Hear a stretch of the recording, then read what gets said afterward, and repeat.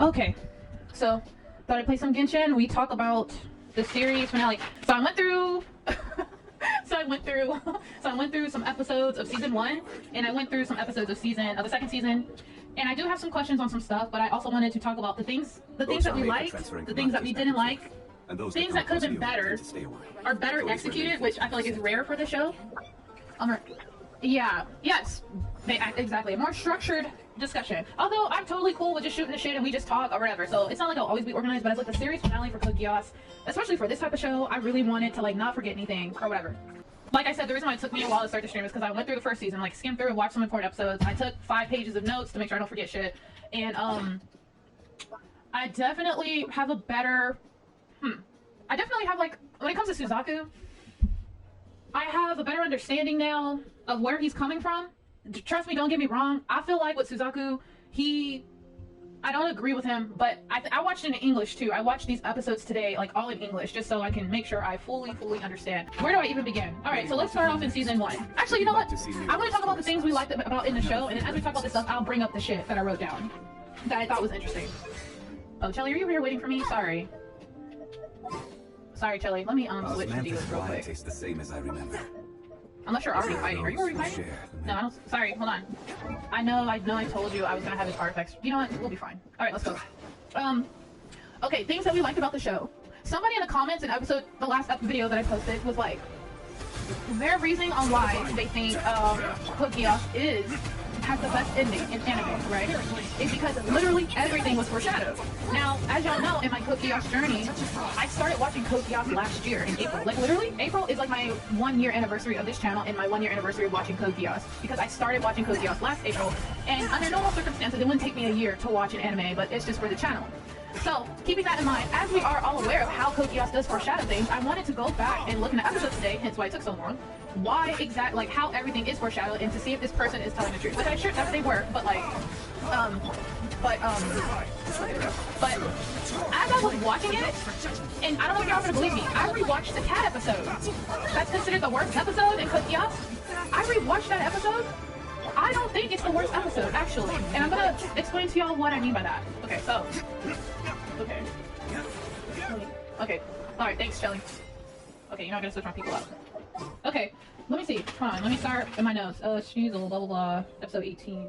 That episode with the cat episode, I feel like it showed many things in regards to. You don't think there is a true verse? I never thought that was the worst episode myself. So maybe because I'm getting somebody in a comment said they felt like the cat episode was the worst episode. So I guess I just figured, oh, many people must feel this way, maybe. So maybe that's not the case at all. But I'm gonna read to you guys what I rewatching it again. It wasn't as useless. I didn't think it was useless at first, but rewatching after I know everything, wow, that's actually kind of good. Okay, rewatching everything as I know what happens. The worst one for me is the opening of season 2 from a narrative standpoint. Okay, Skeptic, we'll put a pin in that because I feel like I know what you're talking about when you mention this, but just so I don't forget, bring this up. Bring this back up. Okay, hold on. Chelly, we're gonna go let's do the new dungeon. Let's do the new dungeon because I need that HP, I need those HP artifacts. Okay, the cat episode. I felt like this before, but I think what most people think is stupid about the episode is what they decided to do in the episode to reveal this information and foreshadow shit. Like the cat having a helmet, people thought that shit was stupid. I think that's why people think episode 8 is the worst, because it's so stupid.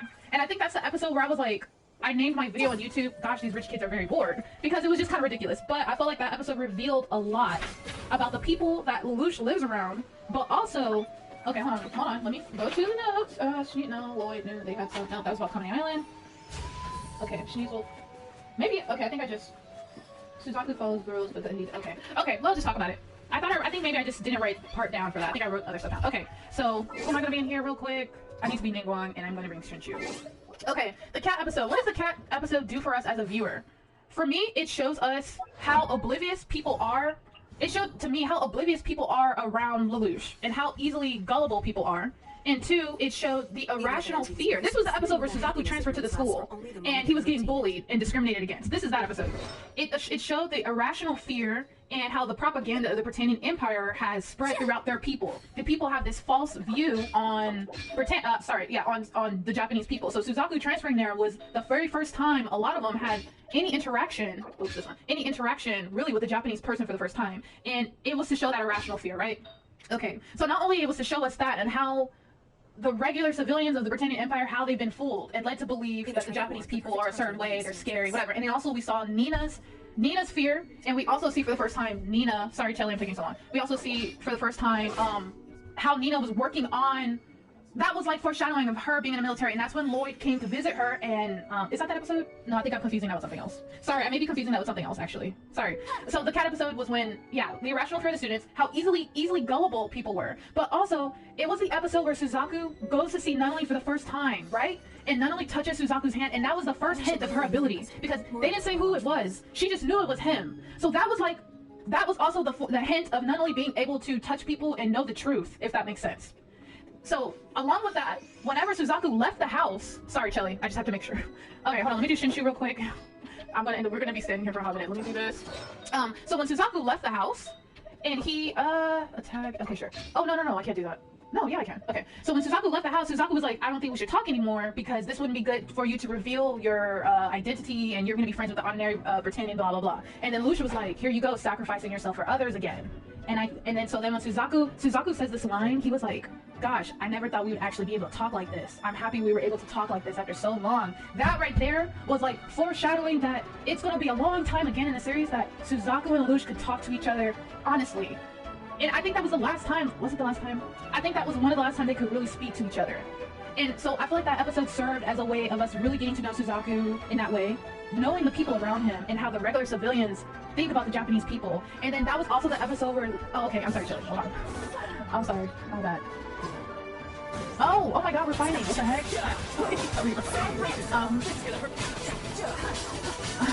He said the game music fits perfectly. Okay, if that's the case, let me turn off this, because I actually have some music playing in the background, and it's probably irrelevant. Okay, so that was also the first time Lelouch, in front of everybody, he acknowledged Suzaku. The situation with Suzaku and Lelouch, their relationship being known to the public, and the rest of the students were like, oh my god, they know each other? And Lelouch was like, yes, he's my friend. That right there, right? In the future episodes, remember people were shocked that they were working together.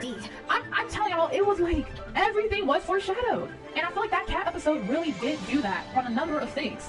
The talk, them being able to talk for the first time, Nunnally's ability. Which, speaking of Nunnally's ability, we're good?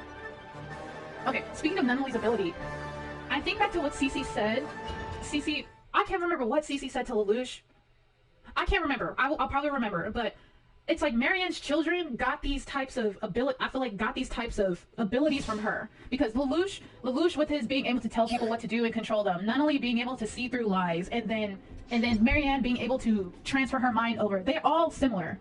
They're all similar. It wasn't just it wasn't just a filler episode. And I remember when I first watched that episode, somebody had said, "Oh, this is the worst episode in the entire series" to them. That was their opinion. Anyway, that was their opinion. What's in here? Oh, I forgot about these. I can't love these dudes so much. I don't think this. I may not have. Okay, anyway, I will say that cat episode was really, truly something. Like, rewatching it again, it wasn't stupid at all. Like, I actually have a better appreciation for that cat episode, because that cat episode, to me, foreshadowed a lot of stuff that would happen in season 2. I may die. Okay, hopefully not. What was I gonna say? Okay, my notes are kind of all over the place. Let me try to see, because I definitely, hold on, there's something I wanted to bring up. Okay, yeah, I wrote that down. Oh, yeah. I did write that down. Episode where first publicly supported Suzaku, which, you know, later everybody was shook about in season 2. And then I wrote something, okay, in episode 4, the framing of Suzaku for murder. Suzaku said in episode 4 of season 1, the reason why that he is, oh yeah, he said there's another popular theory as to why Nana was able to see that truth. After touching Lelouch, okay, sorry, Dino. After touching Lelouch's hand, but not sure if it's worth a discuss.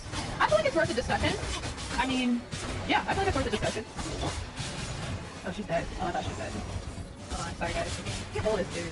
Alright, cool. We gotta do this again? Dang, I'm just doing this 2 times, because I think I know what you're talking about, but has mostly been discredited by the creators, but it is worth talking about as a fun fan. There's somebody in the comment section was like, before the conspiracy theorists get in, that particular person is really funny. They're always playing stuff up for me and like telling me what the creators have said. I said, okay, so watching episode 4, that's the episode where Lelouch rescues Suzaku from being killed, basically executed, because they believe that Suzaku killed Clovis, right? So after rewatching this in English and then rewatching it, I'm getting a better understanding of Suzaku's character. Suzaku says, basically, from reason why he don't agree with Zero is because he doesn't agree with his methods, and there's no rules that he's following. Like literally, Suzaku says, Suzaku follows the rules because I think the pressure on him, because he feels like he does represent Japanese people. He even told Zero, like, I have to go back. If I don't go back, all the other honorary Britannians, all the other Japanese people, I like represent them in a way. So I have to, I'm kind of like the example. And they'll all be punished because then the Britannian Empire is going to think, well, the rest of the Japanese honorary Britannians are going to do what I did, like, and escape. So that's one reason why he went back. Now, but he also says, you follow no rules, and Suzaku believes that there should be rules to follow, and your methods do matter. That's where he was coming from in the beginning of the series. Okay, now, his whole reasoning on why he is even like that is because he knows how it feels like. He doesn't want anyone else to go through the pain he had to go through when he killed his father and had to live with this guilt. He's basically trying to prevent people from using the type of means that he did, like killing his father to stop the Japanese people from fighting, and then having to live with that choice that he made, right?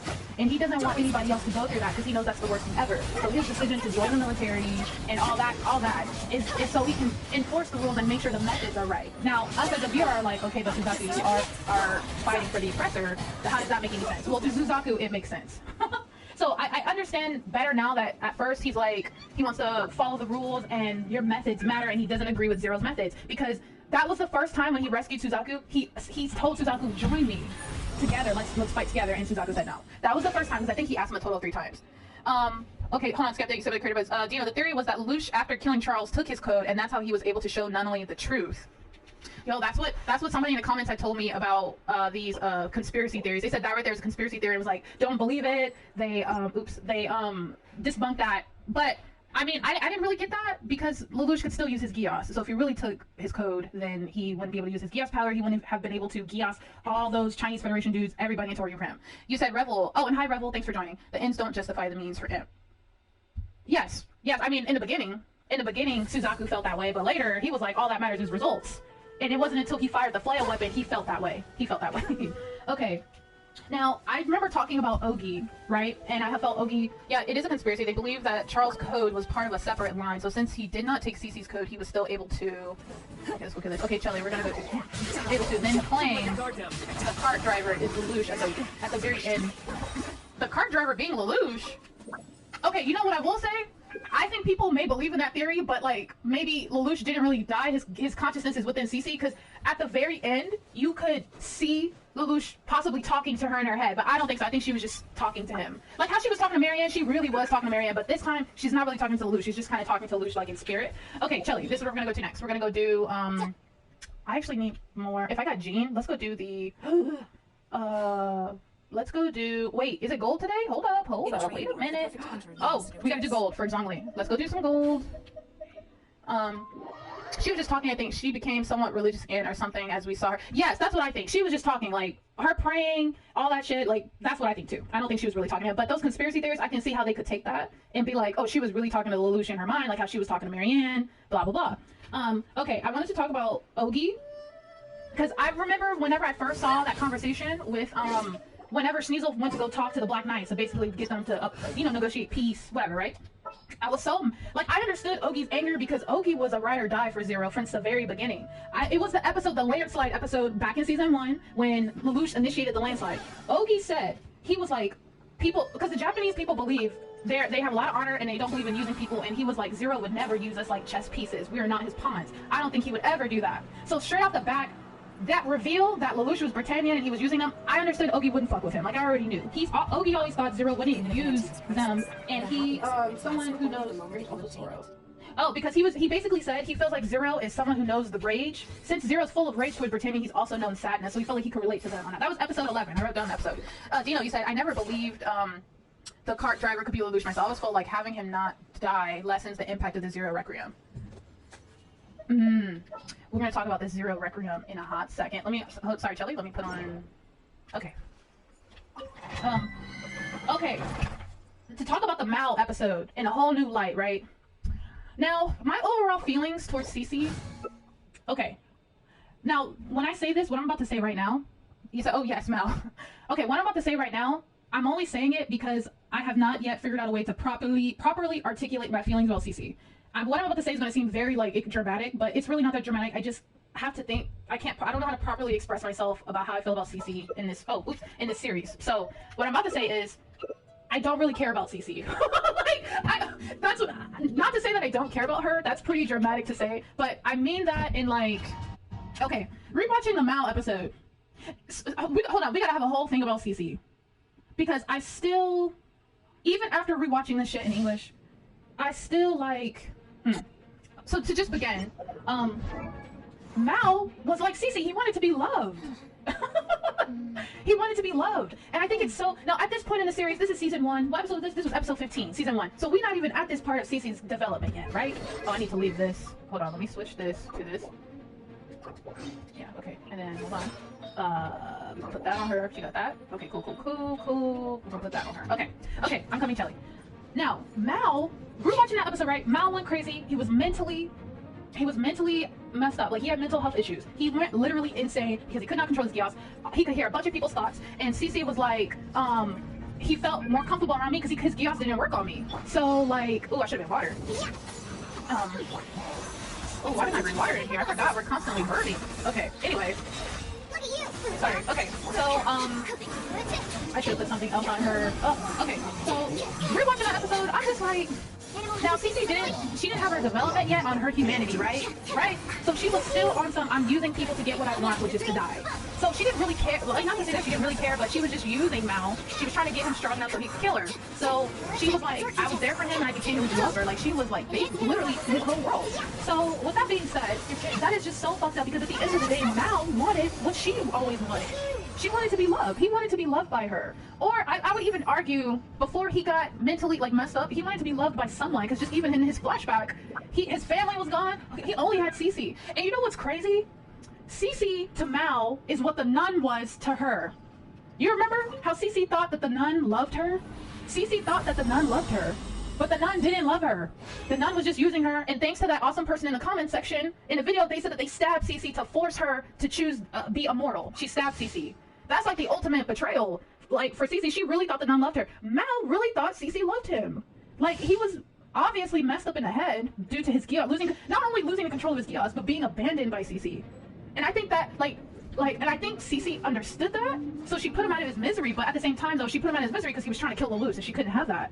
So I'm just like, CC, what you always wanted, that's what this dude wants. You are the nun to him. That's so fucked. But in this time, you kill him. You don't force him to take your geass, because you see the geass are both in Mal's eyes, so he clearly was strong enough, but I don't think he would have ever did it because he loved her. So there's that. But at the same time, y'all know what I mean, right? So that's just, once again, like, not to say I don't care about her, but like, I'm just not really feeling CC, which is why I didn't want her to be the love interest. I know that she kind of is, especially after that last episode, because I mean, she realized that Lelouch actually did care for her and love her. But CC, and you know what? I think though, to not even blame CC for how she treated Mal, I wrote down CC couldn't give love because she didn't know how to give love. She didn't know how to give it, but she wanted it. She wanted love, but she didn't know how to give it, and she couldn't give it. And it wasn't until later, it was not until later that she's able to, through her character development throughout the show. But that still doesn't change the fact that I'm not really fucking with CC, to be honest. And then going back, seeing how she's talking to Mary Ann throughout. Now, speaking of CC, there's a contradiction. I wrote it down. Hold up, I wrote it down, and maybe y'all can explain it to me. Okay, season 1, Natalie gets kidnapped by VV. When Lelouch was confronting Cornelia, Shelly, this is the last time. When Lelouch was confronting Cornelia about, okay, hold on, I get that. I feel like they revealed her backstory and motivations way too late, and by that point, it was kind of too late to really care about. Yes, oh my god. You said, I agree entirely. I think this show shows a distinction between CC and Natalie. She wanted to be as cold as, as the nun, sorry, and the nun. She wanted to be as cold as the nun, but decided to leave because that's the nature of her geass. Wow, yeah. Now, here's the contradiction. Okay, sorry guys, sorry for stopping again. Okay, Chelly, we're gonna go do, I got 23 resin left, dang, and I already fought the Geokeep earlier, that's why. Okay, we can do the physical dungeon. Let's go to your world. Oh yeah, I got it. Sorry, we'll go to your world. Okay. Here's the contradiction, y'all. Season 1, when Vivi kidnaps Natalie, right? Lelouch didn't know about it, because he was in the middle of confronting Cornelia about what happened to his mom, and he geassed Cornelia. There is when Cece was like, Natalie's been kidnapped. And he was like, what are you talking about? She's like, I just know. I know she's been kidnapped because she's your motivation to live. Something like that, right? Now, fast forward to season 2, when Lelouch was like to Cece, how come you didn't tell me that Natalie was alive? And she was like, I am not a god. If she's not connected to the geass, how am I supposed to know? And I'm like, bitch, how the fuck did you know she was kidnapped in season 1? She didn't connect. she's still part of the motivation for Lelouch doing what the fuck. Nothing's changed. Maybe something has changed. Maybe his reason for living. You said you think it has to do with VV's involvement? Okay. Like because she was in a thought elevator? You think that's why? Because she exists in a thought elevator. So she knew she was in there. Okay, she's safe for now, because I tell you what, guys, I'm about to come for CC. I'd be like, bitch, are you fucking lying? How the fuck did you know she was kidnapped in the first place? And now you want to pull some, oh, she's not connected to the Geass, I'm not a god. Then how the fuck? Okay, I think she knew because it was VV. Schnizel wasn't connected. I would not gonna lie, I was about to be like, CC, ooh, I can't stand her. I can't stand that. Bro, yeah, Skeptic, it's like you said, it was a little too late for me. And you know what, that's why Callan was like, whenever Callan in season 2, when CC and Lelouch were having a little moment, which is funny because this parallels to something else that happened in the series. They were having a little moment, and she was like, you are the best man I ever met. Like, you're the only man I ever met to... She was trying to say, you were the only man I ever met to take accountability. And you know what's crazy? I think Cece... The reason why Cece could really, like, be there for Lelouch and, like, love him was because at the end of the day, Lelouch never blamed the Geass for his actions. He was, at the very end, the last time he saw her... Yeah, that was the last time he saw her, he was like... Look, she was like, Lelouch, I did this to you. I gave you the Geass. I changed your fate. And he was like, no, Cece, you giving me the Geass, but all these decisions are my own. And honestly, I think that's what makes Lelouch such a great man. And I think that's what makes Lelouch so fucking awesome is that he actually takes accountability. And he didn't blame his Geass. He didn't blame Cece for it. And I think, because remember at the end when we saw in her flashback with the nun, Cece was blaming the Geass. She was like, it's not my fault that these people are giving me gifts. It's hard for me too, I got the Geass and these people love me. This, that, and the third. She was telling her that she wasn't taking no accountability. Lelouch did the opposite of her, because at the very end, he was like, nah, it's not you, it was all me. It was me. It's my fault. What dungeon is this? Oh, yeah. Ooh, okay, hold up. I gotta bring our Geo people in here. Give y'all the shield. Wait. Yeah, that's fine. And I think... And you know what's funny about that whole moment that Cece had with Lelouch, where I feel like either they were about to kiss, they were gonna have some type of moment, and Callan barged in on them. It was kind of like the same whenever they are in a room, and Cece didn't have her memory, and Callan barged in, and she was like, what's going on in here? It kind of reminded me of that, and I feel like that shit is on purpose. Like, I feel like they really be having, like, these parallel... I just think that's one of the amazing things about the show. They be really having, like, these parallel moments. Definitely, yeah. But anyway, so y'all save Cece because I was really about to come for her. I was about to be like, bitch, how the fuck are you lying? Why are you lying right now? And not only her lying, she even said at the end of the day when it was Suzaku, her, and Marianne outside the gate, she was like, I was just using him this whole time. I've lost my humanity long ago. And Suzaku was like, do you have any regrets? She was like, no. No, I don't. I've been alive for so long. Like, no, I don't. Fact of the matter is, I don't have no regrets. No, not at all. Ooh, hold on. Sorry, Chelly. I need to give Ningguang the shield string. Honestly, I think she's lying there. About the regrets? About her not having any regrets? You think at that point, before the thought elevator and confrontation with Charles and Marianne, you think she... Wait, regrets in general or regrets with Lelouch? I think regrets in general, yes. But regrets with Lelouch? I don't know. I think it wasn't until after Lelouch denied Charles and Marianne, she was like, oh, because he was like, people lie for good reasons. To think that the two characters that wanted to die throughout the series are the two that survive. But where are those? I know, right, Dino? Oh my god. Sorry, Chelly, I'm sorry. Sorry guys, so Chelly don't die away from me. Okay, we're gonna switch this because I need Ningguang to have the shield strength because she is the one who makes the shields for the people. Okay, sorry. Okay, we got HP. No, I need to give that to Zhongli. He needs the HP. Ningguang. Sure, because I need to give Zhongli. No, actually, we're gonna give her that because I need her to have that. Okay, what's her shield strength at? Sorry, Chelly, I'm coming, I promise. Oh, shield strength 50%. That is what I like to see. Now, Zhongli, give me an artifact. Why? See, this is why I need better stuff for him. I need his HP to be as fucking high as possible because that's how he'll get the damage. Okay, alright, I'm coming. You said maybe not with Lelouch. Yeah, I think before, it wasn't until Lelouch was confronting, where you went to first, though? Lelouch was confronting, Charles and Marianne, and he was like, people lie because they yearn for something. They want to learn for something. They're yearning for something, they got a goal they have to accomplish, or they're trying to protect somebody. And literally, I saw Cece in the background, and she was like looking at him like, as if that's absolutely it. Yeah. Because she's been lying this whole fucking season about knowing the truth. Like, she knew everything. And she was yearning death. Or so she thought. Like, she was yearning death this whole time. So she was lying because of that. And so I feel like when Lelouch said that, it was to her like, oh, he really does understand me. Like, he really does understand me. Because, you know, Lelouch and Cece have had moments before. Like, like, for example, whenever the landslide episode, I was like, what, episode 15? Episode what? It could have been 15. The landslide episode. And she touched the Lancelot, and she was like trying to do that trap on Suzaku, whatever, and then that's when Lelouch touched her, and he found out her real name, and we still never got her real name. They've had like many moments where they it was like shown that they were getting closer and closer or whatever. But I think it wasn't until the very end of season 2 that Cece was really like, he really does understand me. He actually really does get me, because she's been lying this whole season about her, because she didn't know the truth. She decided not to say shit, which I know you can fucking trust her. I don't know. Cece, to me, I have a lot of mixed feelings about her. It's like, I don't give a crap. Not to say I don't give a crap about her, but it's just like, part of me is just like, I could really, you know, I'm just looking at you side-eye the whole time. Like, you could have been the one to prevent shit. You could have been the one to prevent stuff. If you want to be real, but because you lost your humanity and you didn't give a crap about anything else, then you wanted to die? You know what I'm saying? Yeah, she's not a good person. I guess, like, there's just, I don't know. You know, but it's like, if she did give a crap, we wouldn't have a show. You know? So I guess her not giving a crap was a way to make sure that the show is still going. Hold on, what else I want to talk about? Oh, hold on, I don't want to talk about that quite yet. Hold on. Okay. I do want to talk about Suzaku's relationship with Euphy, though. We're gonna go back to Suzaku again. Because Suzaku, I feel like the reason why Suzaku could like accept Euphy and like he loved her was because, like, speaking of the episode when Cece touched Lancelot and gave Suzaku those flashback stuff, there was a quick scene of his father, did he get cut off? Of his father confronting Suzaku? Is that what you're gonna say, Dino? Because it did get cut off. Let me just go to let me pull it up on the dashboard, y'all's comments as well. I thought having this up here would help, but it's just better to have it on my phone, so y'all don't have to retype stuff.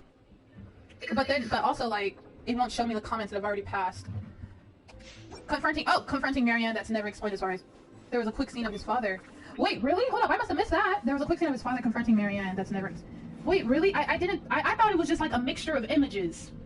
And I thought him seeing Marianne was like Suzaku seeing into Cece's mind a little bit. That's what I thought that was. But if that's what's her name? Where are you going to first? Where are you at, Chili? Where are you? Wait, where are you? Oh, you're right here. I thought that maybe that was just a mixture of Cece and his like inner thoughts or whatever. So I thought maybe that was just Cece seeing Cece's past or whatever. I didn't know that was actually his dad confronting Marianne. No, I mean, I could be wrong, Dino. I don't know. I could be wrong, but I just saw it as like a mixture of all their shit together, and they were just having a mental mind conversion together whenever she touched it. So I'm not sure myself. What was I gonna say? Oh yeah, just to like see, like back to the foreshadow thing, how Lelouch was able to foreshadow. Okay, the same episode, it seems like they should see each other in there, but they apparently do not. It seems like they should see each other. You talking about Marianne and Suzaku? Oh, Lelouch and Suzaku. But they apparently... Okay, remember that? Remember the video? Remember I posted the video? Because I thought Lelouch knew it was Suzaku this whole time. Was it? Okay, wait a minute. When was the reveal that Lelouch found out it was Suzaku? Because I remember thinking... I thought Lelouch knew Suzaku wasn't a Lancelot. And I can't remember if that episode comes first, before the reveal, or after. I think it comes after. Because at that point, I think Lelouch knew that was Suzaku. All I know is when they went to rescue Toto from the prison. It is after. Okay, so when that happened, I thought he knew that was Suzaku. That's why I was so confused when they rescued Toto and Lelouch was like, it's you. I was like, wait a minute, didn't you know that? Didn't y'all, like, that's why I was confused. That's why I was confused. But then also, remember, like, when Suzaku first showed up at the school and they were talking on the roof and Suzaku was like, yeah, I'm in the military. I don't know why I thought that was Suzaku telling him, like, I'm a fighter. I be fighting shit and I be piloting, blah, blah, blah. That's why I thought he knew. So that was, like, my bad for, like, not fully, like, paying attention. But, which one are you at? Oh, you're here. Okay. Okay. What was I gonna say? I will say, back on the Mal thing, it was cool that Lelouch was able to predict what Mal was gonna say using that recording. That was our foreshadowing right there. That's how he was gonna be able to defeat his ultimate enemy, his brother, was predicting his movements and using a recording. Which I think is cool. I'm not gonna lie though, him being able to predict all that, you may feel like, okay, that's a little of a stretch. Like, I'm not gonna lie, that's a little ridiculous that Lelouch is able to do that. To the T. Like, hold a full-on conversation with Schnizel. Know exactly what he's gonna say and provide the responses that's gonna seem like, you know, like real cool Schnizel into believing that he was really talking to him. And then not only that, full Schnizel into giving up what his plan was, like they were gonna blow up the Democles with Freya. I will say in the Schnizel conversation, he's mostly pretty vague in his responses. I should probably watch that again. But remember, in his video, he was like, I was able to predict because I predicted your nature. And then Schnizel was like, my nature? He was like, yes, brother. I was like, Lelouch, you know damn well you did not know he was about to say all that shit. But him doing that, he was able to get Schnizel to really gonna blow up the Democles with the flare, and that's why he was like, Schnizel, hold up, go ahead and deactivate that self-destruction plan you got there. Thanks for letting me know. Oh my god. But speaking of Schnizel, let's talk about him. Lelouch be playing, yes, he be playing shit interdimensional chess. Okay, hold on, we're gonna hold on to the chess imagery conversation in a second. Schnizel. After rewatching the Kamine Island episode, which I do want to talk about that episode, after rewatching the Kamine Island episode, Shelly, just tell me what you want to do. We saw hints of Schnizel's true personality in that episode. Now, at first glance, right, I remember when Schnizel was first introduced and how he was treating Miss Cecile. It was the complete opposite. Air domain? Alright. It was the opposite of how, you know, the Britannians be treating people of a lower rank than them, because, you know, they're all about nobility and rank and shit in their culture. So, you know, he gave off the impression that he was a very kind person. He was nice. He very reasonable. Very, self-aware, just a kind person. And you know, Euphy really loved him. So Euphy being a co-signer, I'm like, okay, yeah, okay. If Euphy fucks with him, then I fuck with him too. Because you know, we always fuck with people Euphy fucks with. She's a good judge of character. I just don't think she knew her brother that well. She didn't know her brother that well. Although you could argue she did know it was Lelouch because she knows Lelouch. She knew Lelouch well, right? Now, Schnizel showed us he was willing to kill, like, sacrifice people when he fired that weapon on the ship. And then when Miss Cecile questioned him, she was like, you know what, I'm gonna do, sure. Whenever Schnizel showed, okay, this is what I wrote. I said Schnizel showed us how far he's willing to go, and that was when he fired that weapon in episode 18 on Suzaku, right? And it was to show that he's willing. Now the Britannians, they were going to sacrifice Suzaku, like they were trying to kill two birds with one stone. Like I get it, but Schnizel specifically gave the order, and I think that right there should have told me. Oh my God, Schnizel is actually, and I don't remember. I couldn't quite tell if he knew if Euphy was going to be there or not, because I wrote down.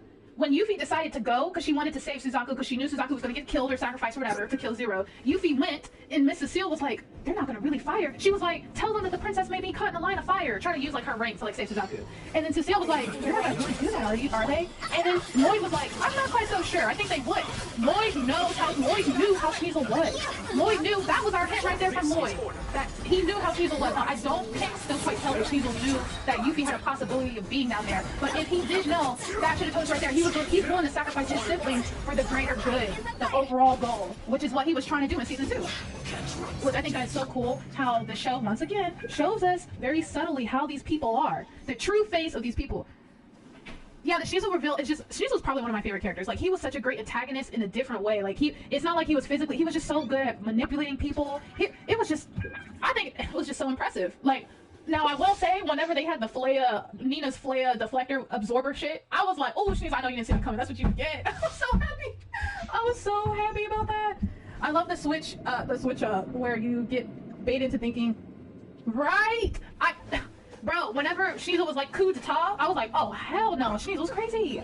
Like, I know, what's his name, Suzaku, like, basically instigated it. He was like, I need you to make me Knight 1. I don't care what you gotta do. Kill your father, do whatever you gotta do. I'm trying to be the Knight 1, and guess what? I can organize a meeting with the Emperor. So, I mean, it was, Suzaku brought it up, but what's his name, Schnizel's boyfriend, Canon, was like, oh, so you finally decided. Meaning, Schnizel's been thinking about this shit for a while. He's been thinking about usurping his father for a long ass time. So, it wasn't all Suzaku. No, Schnizel's definitely thought about it. And, you know, we'll get on. We're gonna get to that thing in a second. Let me bring up,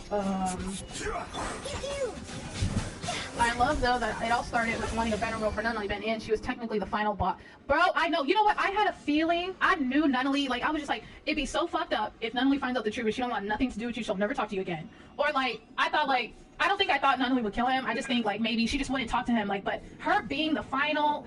The fact that Schnizel manipulated that shit to happen in the first place, it's just so fucked up. And how easily he was gonna kill Cornelia, bro. Like, the dude was like, I'm gonna bring about peace, but the way I'm about, you know, everybody has, like, everybody's ideals are right, but their way of going about it is not right. Which brings into this question, again, that the show presents to us.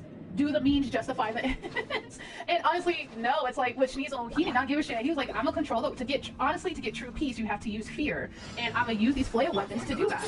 Like, that's what I'm about to do. What you about to do? And are you with me or not? Because I will kill you. I'll kill anyone who's gonna get in my way. I am okay with playing that role.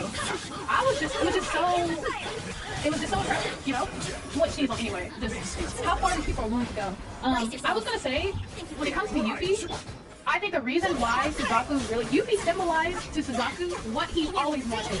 She symbolized everything he believed in.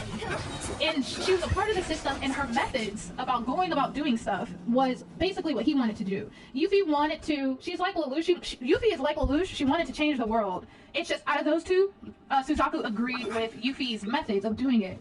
And also, he spent time with her and saw how kind of a person, like, she actually cares about people. So I think with Lelouch killing Euphy, it was like killing his means of doing what he wanted. Does that make sense? Because remember, I think Dino, you were like in the Discord, you said no. I think it was. I can't remember if it was you, Dino, or it could have been Evil. I don't remember. One of y'all were like, at the end of the day, Suzaku. No, Dino. No, I think it was not yet. It's irrelevant who it was, but y'all know what I'm talking about. Not yet. I think it was not yet. He was like, and at the end of the day, Suzaku never redeemed himself. He never did. He never was able to do what he wanted to do because the shit just didn't work. His plan of joining the military, and I feel like the reason why it didn't work is because Lelouch killed the symbol that symbolized that, and that was Euphy. If Euphy was there, he would have been able to do what he wanted to do his way. But Lelouch killing that was kind of like killing Suzaku's, not dream, I guess. He killed the love of his life, but he also killed his means of getting to that world that he wanted. So it was after Euphy's death. No. It was still, he was still all about the means justify the ends because he was still trying to live for Euphys' sake or whatever, carry on her legacy. But it wasn't until after he fired the Flea in season 2 is when he switched up on, he switched up on how he felt. He thought he was too naive. So I think besides Lelouch killing Euphy how he did, even though it was an accident, besides that, I think that was also the main reason why Suzaku really couldn't forgive Lelouch how he did and wanted to make Lelouch atone for what he did, is because Euphy was that symbol of being the correct way to Suzaku anyway. Now this whole conversation on atonement, Shelly, I saw that you have no more resin, so we can go forward, we can do whatever you want. Just tell me what you want to do. So this whole conversation on atonement was brought up by Lelouch. Hold up. Lelouch was the one who brought up the atonement thing to Suzaku first. And I wrote that down. That was an episode. Hold up. Let me see where I wrote that. He was trying to tell Suzaku to live. And hold up. I gotta find where I wrote it. I wrote it down. I wrote the episode where he brought it up to him first. I think it was a Kamine Island episode. Shit changes when you hit a button and kill 25 million people. That's a fact. That is so true. That is very true. Okay, hold on. Oh, this talking. Yo, water is so good. Oh my god, hold on. Yo, I feel like I didn't drink water all day, so my organs are really dry. You know when you drink water and you dehydrate, you can feel the water touch your organs and just rehydrate your inside.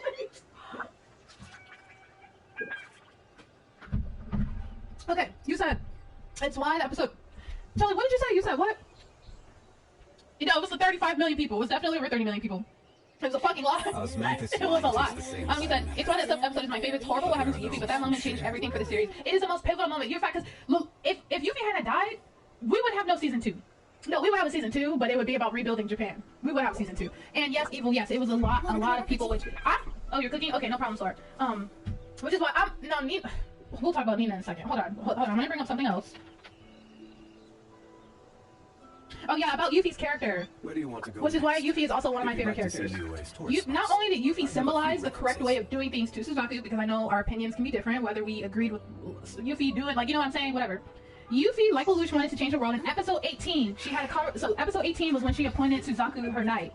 And she was having this conversation with Cornelia on the phone, and Cornelia was like, you should have talked to me. Basically, she was like, you should have talked to me before you. It is our policy, Britannian policy, to treat numbers beneath us. And then so Euphy was like, well, I guess I'm just gonna have to change. I'm gonna have to change that policy. And then Cornelia was like, oh, so you think you're the Empress now? So you need to become the Empress if you feel like you can do that. I feel like Euphy saying that, she was basically one of the first, just like everybody, she's trying to change the world in her own way, and I feel like that's what makes Euphy so great. She was able to go against the system. She was going against the system any way that she knew how. Like, she wasn't a great military leader, she wasn't a fighter or anything like that, but I think what makes Euphy so great is she was fighting in her own way, and she was going against the system. She gave up her right to the throne. In that conversation she has with Lelouch in the room before he accidentally geassed her, she was like, I realized what was really important to me. It's not. And you know what? Cornelia learns that lesson later, which is crazy because Euphy was like, my sister never listens to me, because she was talking to Lelouch, and Lelouch was like, well, how come you didn't tell Cornelia who I am? She's like, well, my sister never listens to me. And then later she's like, I realized what was truly important to me is not nobility, it's not title, it's the love of my life, who is Suzaku, and just doing the right thing. This is what I can do, and I don't give a shit about no rank. I don't give a fuck about no rank or title. So are you willing to help the plain little Euphy, which you thought it was so plain, but can you help me do this? Yo, Euphy, can we get an alternate universe where she lives? Yo, she's the GOAT. Like, she really is the GOAT. Yeah, if Euphy lived, it would have been mostly over it. Also, the episode changes both Cornelia and tips Schnizel off that something is not right with the situation. Absolutely facts, because I remember Schnizel was standing there. He was shook. He was like, what the fuck is going on? And that's when Cornelia, like, and I think also, like, Cornelia, she lost guilt. After that, she was like, fuck a rank. I need to see what the fuck is going on. Well, I mean, that was before, because she wanted to kill Zero. Yeah, kill Zero. But, like, no, Euphy. She was amazing. Okay, so episode 18. Now, here's what Nightmare of Nunnally. Oh, the Nightmare of Nunnally mangas where she lived. I gotta get. I got to get all over the side material of Code Geass. Okay, guys, but in episode 18, that was the Kamine Island. That's the same episode where she appointed Suzaku her knight, whatever. Episode 18, we see the king up in the thought elevator, and one of his research people comes and tells him about Schnizel. Oh, you want to fight the pig? All right. Tells him to fight about Schnizel, and the king is like, oh, let Schnizel challenge me if he can. And I'm just like, at that point, what was Schnizel doing? Because that was early. Like, that was kind of early. I mean, it was episode 18, so we were kind of close to the end of season 1. But what was Schnizel doing? So that implies, like, Schnizel, he already said, like, hey, our father's been absorbed in his research. He don't give a fuck about nobody else, whatever.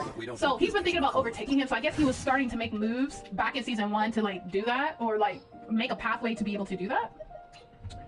So that's what I was worrying about. And Zero tells Suzaku, oh yeah, that episode 18 was the one where Zero tells Suzaku to atone for stealing away the opportunity. And he tells them to fight Britannia. And this is the second time Lelouch asked Suzaku to join up with him. And this is the second time he told him to join him. So, you know, Lelouch has given Suzaku so many opportunities to, you know, join him, but Suzaku wasn't there yet. He just wasn't there. He just wasn't there. And I understand. I understand it. I understand Suzaku better now. I don't agree, but I definitely get it. And I know Suzaku just doesn't want people to make the same mistake as him. So I get it. I get it. Hold on, the fly. Oh, you're already there? Sorry, I'm coming. Oh yeah, we can probably, let's see if the next twisted round thing is open. You said, I also feel like Lelouch wasn't there yet either. Lelouch was using the knowledge that Suzaku killed his dad to guilt trip him to his team. That's a fact. You're right. You're right. But the thing is, was he wrong? Was he wrong though? He was definitely doing that. But at this point, I think with Lelouch, it's like the means. He's like, yo, I don't care how I do it, but this is the right way to do it, even if it is wrong. Was he wrong though? It was a fact. I agreed with Lelouch when he said, like, Suzaku, you did do that. Now, what he was doing was fucked up. He was manipulating Suzaku. That's true, but was he wrong though? Like, it's what he said wrong is what I mean. Okay, I'm trying to knock out this pig right now. Oh, it hurt? I thought I could knock him out. Oh my god. I hate this pig. Hold on, what was I gonna say? Thank you so much. Oh yeah, okay, I have a question. I do have a question. My question is, that episode where where Lelouch lost his control over the Geass, and that was the episode where he accidentally Geassed Euphy. Remember when, okay, because Suzaku and CC were linked, Suzaku was able to see CC and she materialized there, and they had like some type of weird thing going on or something, right? CC had said, and I quote, because I wrote down what she said, because I was confused about it. She was like, she says, Suzaku, are you ? And that's when that's when the people behind her grabbed her and said, who are you? What are you doing here? And she like used her Geass to do the mind trap on them. And like, I didn't understand that part, what she was going to say to Suzaku. She was like, could it be Suzaku, are you? She was saying something like that. What, I still to this day, I still don't understand like what she, like what are you trying to say here? Like what were you trying to tell him? Because I don't remember, I could be wrong, but I don't remember her. Ooh, Chelly, we could do the, hold on, let's see if the Twisted Realm open yet? Wine tastes the same as I remember. No, I think it's Act 2? Hold up. Okay, we gotta wait 4 hours. Not sure, it may be that he was still under Lelouch's Geass, and that is what she was getting at. Oh! You said, I don't think that was ever explained. It might have been a drop plot line. I think that might have been a drop plot. Oh, remember, this anime had no source material, so they had freedom to change shit. Ah, okay, I see. Okay. Okay, that makes sense. That definitely makes... Chelly, we could try for 7,000 points. I feel like we could do it with somebody. Do you want to try for 7,000 points? Okay, I was also gonna say, okay, another reason why I really love I think the Kamine Island episode was one of my favorites, because we got a sense of normalcy out of all of them. This is when all the weapons were stripped away, all their, you know, gear, all that shit was stripped away, and they were able to, like, really talk. So Lelouch and Euphy were able to talk, and Suzaku and Kalin were really able to talk. And they had, like, these really lighthearted moments, and I feel like that was to show a world of what could be. And I thought it was just so nice to see that it is possible to achieve that. If you didn't have no war, essentially, that's really what that is. If you didn't have no war, this is what would be happening right now. And, that's where all their masks were stripped away, which I think is important because, you know, the show loves talking about mask and shit. Hold on, let me teleport to, where is it?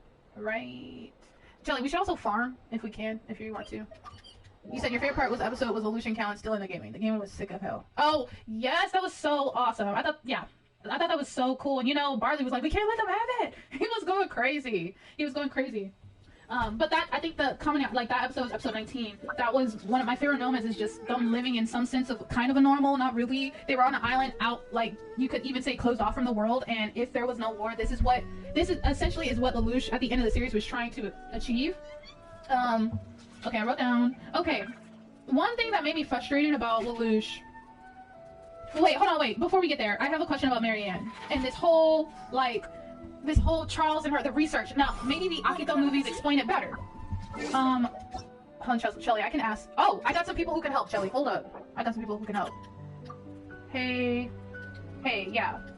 Yeah, can you come to, oh my god, come to Sora's. Boats are made for transferring commodities back to world. And those that come across Leo. Okay, if this person can't help us, then I can ask Grace. Wait, no, if we go to my world, I'm gonna have to like... Okay, fine, we'll go to my world. Alright, I'll go to my world. Because, guys, I'm sorry, this event thing is... Doing the Twisted Realm on super hard difficulty, it requires, I would say, at least 50% of me concentrating, and I just don't want to be distracted from our discussion. What was I gonna say? Well, I was... Like, now, I forgot what I was gonna say. Oh, wait, yes, okay, now I remember. Okay, this is what I need y'all to answer. I'm not sure if y'all told me this already, but I can't remember. Because I rewatched this episode again in English. You said you can't do easy. Well, Dino, if you come to, I don't know, are you online right now? Dino, if you come to my world, we can play it. Because me and Sora, we were able to get like to 6,000 points. I think we got to 6,000 points. If you're online. And if you ever need help, just let me know. I can get online. Like, not that it's got to be now, because I know we're doing a discussion and you're probably busy, but I'm just saying, you know? Okay, answer me this, y'all. So, during the episode when Lelouch was confronting Marianne and Charles, Marianne said, okay, and this is going to tie back in again on CC's actions, in which I'm confused about. Okay, Marianne said they were not able to persuade CC to what? Help them with the research of the Geass. Like, I think she literally said, for our research, we could not persuade CC. And they didn't tell us persuade CC to do what? Like what? Persuade? Like, they didn't really say, so I'm assuming she means help with the research, right? Okay. Now, if that's the case, oh, to give her code to Charles, that's what she was talking about. Because if she gave her code to Charles, they would have at least 2 immortality codes, because they would have had VV and Charles, and that would have been able to help them. I just want to know what the fuck they were trying to do. The whole show, when Cece was talking to Marianne, she was probably trying to convince her to give her code up. Oh. But Cece didn't... Okay, but hold up. But Cece didn't want to give her code up to Charles specifically because she didn't want to give it to him. And because she realized, like, oh, y'all only love yourselves. But I felt like throughout the series, Cece hadn't got her humanity. Like, she hadn't gotten to that point to really give a shit about that. So once again, I'm just like, Cece, if she really wanted to die, like, or help them activate the thing, she didn't have to give her code up necessarily. She didn't have to. It seems like she felt she could no longer trust Vivi and Charles. Okay, but my thing is, if that's the case, right? And this is season 1. Season 1 CC, not season 2 CC. Why does she give a fuck? Why does she care? If you... Her wish... Okay, right, her ultimate wish is to die. There are means to the same end, but they are not the true way. Am I missing something? Like, I really feel like... Sorry, Tilly. I feel like I'm missing something. Y'all got it, and I must not got it, because I'm still like... If we talking about season 1 CC, and she not giving a fuck that she's using Lelouch, like, she don't care. Like, she don't care. She don't even care to tell Lelouch the truth. Why does she give a fuck? This goes back to my thought that she's more soft at her core than what she tries to be. So, I guess she really doesn't want the world to be destroyed? Okay, sorry, Tilly. Hold on, let me message Grace. Oh. Grace, you're like hours too late, Grace. Like, I've been sent you these messages, like, a long time ago. I'm not talking about the teapot no more. This goes... Okay. She made her contract with Marianne. Marianne died. Marianne probably wanted her to help Charles do this thing, but Cece didn't want to for whatever reason. And you know what? The fact that Marianne died, she probably did not trust Charles or Vivi anyway, even though Marianne told her the truth, though. Marianne told her the truth. I think she was conflicted between the plan and not realizing that she was falling for Lelouch. Like Skeptic said, she was softer than she let on. Okay, I can accept that.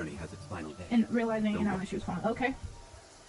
I still don't think Cece should be Lelouch's love interest. Like, I just really... Because I'm not going to lie, part of me feels like, although Cece was using him, I do think he was using her too. Like, I think he did care for her, but I do think, like, he was like, I cannot let her give her code to my dad because otherwise I'll never be able to beat him. In working with Charles, except she gets a sense of community and common goal, relating to her ultimate desire for their friends. So that betrayal...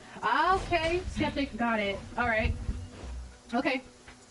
And then not only that, she felt like Marianne loved her. I really do think she believed that Marianne did love her. So when Marianne told her the truth, she left and disappeared. But then overall, like, Marianne, I remember, like I said before, when they were like, sorry, Taylor, I'm trying to get somebody else in her party. Whenever she was in front of the door with Suzaku, and she was just like, it'd be so much easier if you would have just given your code to Charles. There was a look on her face, and I felt like that look on her face made her realize, like, you never gave a shit about me. You never gave a shit. Hold on, let me message. Hey, can you help me? Can you help us? Hey, can you help? Are you busy? Are Osmanthus wine tastes the same as I remember. Trying to go for 7,000 points, bruh. Who share the memory. What was I saying? Okay, well, I guess, like, overall, like, I understand what you're saying, Skepta. You put it like that, I can understand that. I guess I was just so sold on the fact that hey, Chelly, in the meantime, since we need 3 people for getting 7,000 points. Do you want to farm? You can farm if you want. I guess I was so sold that CC, she was really like, I lost my humanity long ago, and I have no feelings, and I don't care, I just want to die. Like, I guess I was really sold on that. Like, I really was like, because she's Pinewood. Okay, we have to go to Dragon's Spine if you want Pinewood. I was just really like, I don't know. I didn't really. No, I did. I know CC had depth to her character, but I guess she wasn't really on my mind. Not to say I don't care about her. I just really wasn't, because I felt like, I don't know. I don't even know how to. I don't know, y'all. Violet grass is a plant that enjoys a moist. Okay, hold on. Wait, no, we talked about that. Alright, let's talk about this Zero Requiem. Okay. You said I'm still Team Shirley. I'm Team Callan. It's totally fair. It is all she says and tries to convince herself of. I will say, like, seeing her had her hair braided, she had that cute outfit on, you know. Shelly, hold on, I'm gonna switch people for this because we need like another card. She had, like, I am happy for CC that maybe she will live for eternity now. Like, maybe she will really just enjoy life, because she was explaining she's been living her life as an accumulation of just experiences. She wasn't really living. And Lelouch was just like, no, when you die, make sure you die with a smile. And long story, her whole prospect on life has changed because of Lelouch. Okay, got it. But so I watched. Callan makes the most sense to me, but neither Callan or Shirley would have ultimately made sense as good partners. They are both too idealistic and good to truly accept Lelouch. Ooh. Now, okay, I wouldn't say that Shirley, maybe. But I would say with Callan, she knew about Lelouch in season 1, and she was totally like, she still supported him, even though she knew what he was doing and like was using the Black Knights, you know. I feel like I could make a good argument for Callan anyway, because like Dino and I mentioned in the Discord, if it was Callan there instead of Suzaku, maybe she wouldn't have agreed to him dying, because I feel like maybe she would have been like, there's got to be another way. I feel like of course we don't want Lelouch to die, but if we're gonna talk about this Zero, she would not have agreed. She would not have agreed with his plan to like kill himself. She would not have agreed with that at all. And I rewatched those episodes in English. The episode where Suzaku was like, "You got to keep your promise" and all that, because he mentioned you have to atone for what you've done. Because Lelouch mentioned atonement to him back in season 1, so it only makes sense that it'd be Lelouch mentioning to him, and you gotta like have atonement. But I get now, because I rewatched the part where Lelouch was like, Suzaku, you have to go through with killing me. A king being prepared to kill, he has to be prepared to die. Like, it goes back to the very first episode when he was playing chess with that dude. And then, you know what's crazy? We're gonna talk about that chess imagery now. When Lelouch beat Schnizel, like Geass him, and he made his announcement to the world, there was this awesome image of the king chess piece with a red background, and it symbolized him, like, taking over the chessboard, basically, or just, like, money. I thought that was, like, kind of beautiful. I thought it was so cool. I thought it was just so cool. But, okay. I know Not Yet and I were really feeling some type of way about that ending. Like, feeling like shows that express suicide being the answer, it shouldn't be that way, right? Like, we were feeling some type of way about that, and I was feeling some type of way about Suzaku co-signing that shit, because Suzaku was the main person who wanted to die, so since he can't die, I know Skeptic, you were like, you don't think that's his main motivation. I don't think it's his main motivation, but Suzaku literally was like to CC, I'm the sword. First of all, how Suzaku was dressed up with that cape, he looked like a whole villain. Like, he left the room, he's like, don't you forget your promise, Lelouch. And then CC came out, he was like, look, I'm his sword, I get rid of his enemies, and you need to be a shield to protect him, I guess. I feel like, protect him, what, mentally? Or like get him mentally prepared? Like, we're not too quite sure what Suzaku meant exactly when he said, because he was like, you and Lelouch are accomplices, by the way. I feel like Lelouch is the one that brought it up to him first, I think. Brought it up to Suzaku first. I feel like it. But at the same time, when he realized not only had died, if that was Callan, would he have changed his plans? Because when he said, that's when Suzaku was like, look, just because Nunnally is alive, that don't mean we can change the plan now, so you better go through with it, because you promised that's what you would do. He said, I think of it less like suicide and more like sentencing him to himself to death for all the fucked up shit he had to do. Yes, yeah, that's what, I know, yeah, it's still suicide though, but like, I know that that's his decision, he feels like that's his way to atone for what he's done. But then I guess we could argue, it worked, so Lelouch wasn't wrong, he's always right, but was there another way? Like, was there another way for you to become emperor and the Japanese notion of trading your life for actions contrary to the norm? And that's why, Skeptic, and that's also why, like, Suzaku being there, I was just like, okay, can we have, like, a council here before you decide to do this? Like, are you sure this is the best? I'm just thinking, was there, I feel like there could have been another way for him to end this cycle of hatred. Like, I think Nunnally dying, he set the course up for himself to do that, and then when he found out that she wasn't dead, it was too late. They were already, like, too deep in the plan. And that's why Suzaku was like, just because Nunnally ain't dead now, you better still go through with the shit. So I'm just like, he should have had some, like, you gonna have to talk to Suzaku only about this? I just feel like he could have had, but then again, who did he have? The power of the king isolated him. So, but still, like, shit. Which is why, when, once again, and I wrote this down, whenever Suzaku and Lelouch have that confrontation, they were able to talk again. I just wanted Lelouch to tell the truth. Like, honestly, it didn't make sense to me. Like, I get it, he subscribed himself to being the bad guy. Like, I'm gonna carry this burden on my own.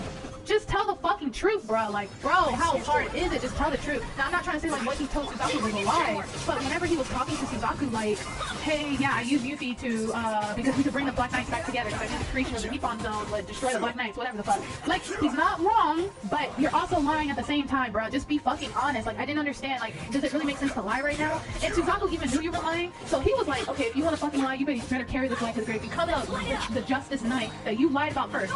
Carry all this lie to the grave. Since you want to lie still, at this point, we're having a full-on conversation, and you still want to lie to me? Go ahead, alright, keep lying, but you better take this lie to the very end. Which is why I think Suzaku was like that in the room. He was like, look, bro, you promised to carry on the lie. You gotta live with it now.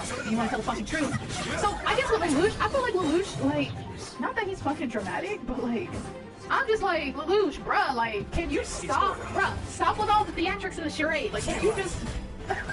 Which is why his father was like, okay, you over here really have this mask on and you're afraid of showing people who you truly are. But lo and behold, you got a whole group of people who know who you really are and support you, bro. Like, I don't know. I don't know. Yeah, he can only talk to him about this because he makes too much suicidal characters in that show. Bad! Bro, maybe that's on purpose. I don't know. Like, I guess it was just fake for it to not be Callie. Because if Callie was there, I guarantee you he probably would not. He would have figured out another plan. He would have figured out another plan. I think he would have figured out another plan, in my opinion.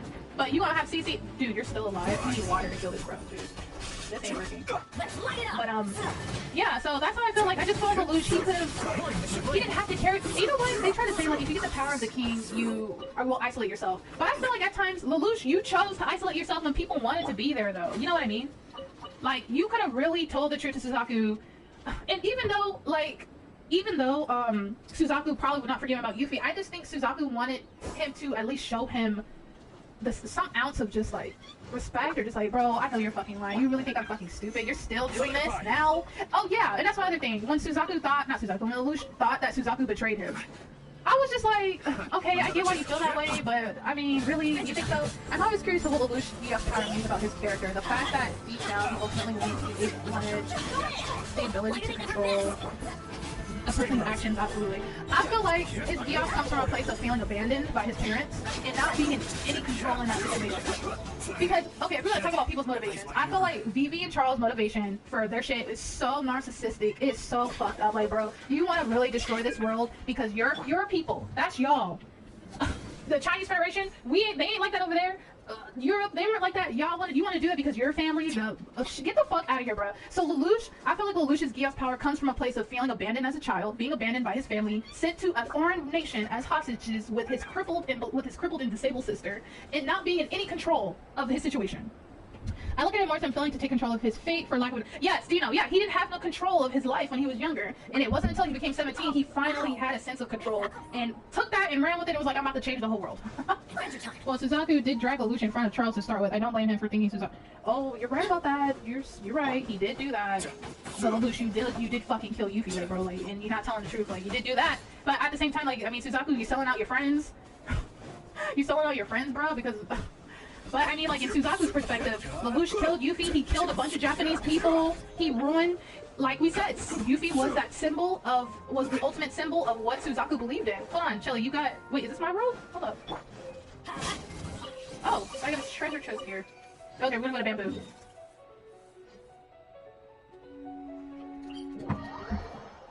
So I just think like Cece never felt love as a child. She was a slave. She wanted to be loved. That's where her geass comes from. Lelouch, he had no control as a kid. He got major abandonment issues. That's where that comes from. Marianne wanting to oh, speaking of Marianne, it makes sense why Cordelia really looked up to Marianne, because she was just a beast in the military. She was such a great fighter. That's why she looked up to her. I think that's cool because it just makes sense. Like it actually makes sense. Okay, let's go ahead and get this bamboo. Well, I gotta read this Nightmare of Nunnally. Okay, so I need to watch the Akito Exile, the movies. I need to watch those. And I need to read the manga, that's what I need to read. And you know what? I guess, like, I just think back to Euphy, how Euphy was willing to sacrifice herself. Maybe that's also why, like, Lelouch was able to do it as well. Sentence himself to death. Oh, can we talk about Jeremiah's epic moment? Bro, oh my god, Jeremiah. That man has come a long way. Yo, when he jumped out the ship, I was like, damn, Jeremiah, holy crap, bro. Like, and then he restored Anya's memories. I'm just so, Jeremiah's really come a long way. I'm glad that they didn't kill him off, because I'm not gonna lie, that episode with Caroline where she used her Gurren Mark 2 on him, that looked like he was supposed to die. I can't believe he survived that. Like, I thought he died. So I was like, oh, that's the end of that. But the fact that Jeremiah, like, God, Jeremiah was so cool. I'm surprised that he agreed to the plan to let Lelouch die. That's what I'm surprised about. Because, you know, he was super loyal. He said, I read 2 chapters of Nightmare of Nunnally and it has some really unnecessary fan service. No, not fan, wait a minute, not fan service of Nunnally, because I can't deal with that. He was supposed to die. Yeah, you guys told me he was supposed to die, but he was such a fan favorite that they brought him back. Yes, the ending where he owns the orange farm, I was fucking dead. I didn't comment on an episode because I think it was too emotional, but that is fucking hilarious. I think that is so great. Yeah, I should have mentioned that Nightmare has some really wait, is it fan service of Nunnally? Or are we talking about like other women? Like, I mean, Nunnally is not a woman, she's a little girl, but like woman in the manga. What? Not fan service of Nunnally? That is disgusting. That is so gross. Oh, her in a wheelchair? Wait, this is the one where she doesn't get a wheelchair. Kind of whack, bro. Oh god, that is. I can't even imagine that. It's so weird. That is really weird. She is still in a wheelchair and they're doing fan service of her? That is like, gotta be some kind of fetish. I don't know. Well, I mean, like, not to say that people in a wheelchair don't feel sex or don't feel like sexy. I'm not trying to say that. I'm just saying this is a little girl and they really out here. Oh god. Oh god. I will give it a chance. Let's see. Yeah, I can't. That's fucking weird. Ever heard of that dating sims Katawa Shoujo? Mm-mm. No, I have not. That is super. No, I've not heard of that dating sim. Yeah, like you said, like you want to wave Callens and Violetta's, but not giant tits around, but fine. Fat, exactly. If you're gonna do Callan, at least she's almost 18, I guess, if we gotta deal with it. And Violetta, she's 24, but not Nunnally. It translates to cripple girls. Wow. Okay. That says enough. That says enough. But, okay, so we talked about some things that we liked about Code Geass. Boats are made for now, we've already had a conversation about what we didn't like. And those that come across me stay away. Code is where many things come to settle. Nunnally's 14. 14 years. And you know what? Being older, my sister is like almost 20. My younger sister is almost 20 years old. My younger sister is 19. So sometimes it's hard for me to imagine what a baby looks like. Not what a baby looks like, but when you say a 2-year-old, I can't fully picture in my head, okay, how big is a 2-year-old again? They're actually really big. Like, I don't know why I still think 2-year-olds is like infant baby. So when I see like an actual toddler, I'm like, holy crap, you're 3? You're freaking big. So when I think of a 14-year-old teen, have y'all seen teenagers on the train? And you tell me you sexualizing them? What the heck? That is just so disgusting. Like, I can't, that's why I can't get with those animes that be doing that shit. Like, I cannot. You said, I read it when I was a teen, so I didn't really pay attention to the fan service at the time. I'm gonna have to I'm gonna check out Nightmare of Nunnally, and then, yeah, I'm gonna go into Discord and be like, guys, I can't. I would just want to read it for the side material. Wait, where are you going for Sandberry trees? Are you going here? Like, I just, bro, teenagers, like, y'all know how, as a teenager, how, like, you're not even fully mentally, you just act dumb sometimes. Like, some of these teenagers I see on the train, I'm like, God, did I used to act like that? I mean, they're acting, holy crap, not this dude. I mean, they're acting like how they're supposed to act because they're teenagers, they're kids. But just like, I cannot even. Anyway, y'all know what I mean. Anyway, first of all, Silver, where are you at leaving me here to fight this thing while you were farming for trees? The concept of nightmare is cool, so I'll try reading it again. But that first try, that shit was too wide for me. After like the third panty shot in the first chapter. Oh god. 17, you think you know shit, but you still know nothing. The only team that knows everything was Lelouch. Like, he was the only team. Like, how are you really 17 years old, bro? Like, what the heck? Nightmare of Nutley, okay. Okay, guys, so we talked about what we liked about Code Geass. One of the few times I remember physically rolling my eyes, yes. I'm dead. Alright, guys, so what were some things that you did not like about the show? Why is that thing over here? Why is he over here? I hate fighting those things. I can't. You came here for sandberry trees? I can't. We can't fight that. No. I'm not fighting. I gotta go over here. I'm coming up here. So what was your top things, guys? Y'all know what? Y'all kind of have an idea of what my things were? The necessary fan service, since we're talking about it, Code Geass really did not need it at all. It did not need it at all, period. And y'all were right about that second season. In the beginning, I feel like they chilled out on it later. Did Mina really have to bump her speed on the table? Not. That was not necessary. Maybe it was to show her. Okay, because you know how in certain shows. Okay, have you guys seen this? Okay, I'm bringing this up, but I'm making a point. I promise. Have y'all seen the Netflix show called You with the stalker guy? Such a great show. Have y'all watched that show? It's fucking good. Yeah, I feel like there was another way to demonstrate the same thing. Okay, you remember when he started masturbating to the girl through looking at her from the window? He was masturbating her.